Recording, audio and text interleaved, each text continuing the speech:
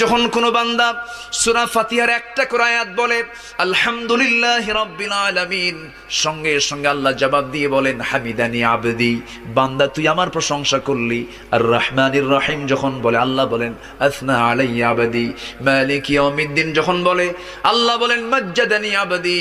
এরপরে যখন বলে ইয়াকা না'বুদু ওয়া ইয়াকা নাস্তাঈন পর্যন্ত যখন বলে আল্লাহ বলেন বান্দারে তুই আমার কাছে কি চাস, প্রাণ খুলে চা রে বান্দা।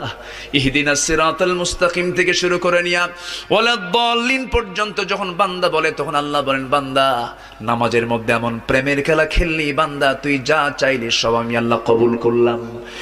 ওই বান্দা যখন রুকুতে যায় আল্লাহ তখন অস্থির হন।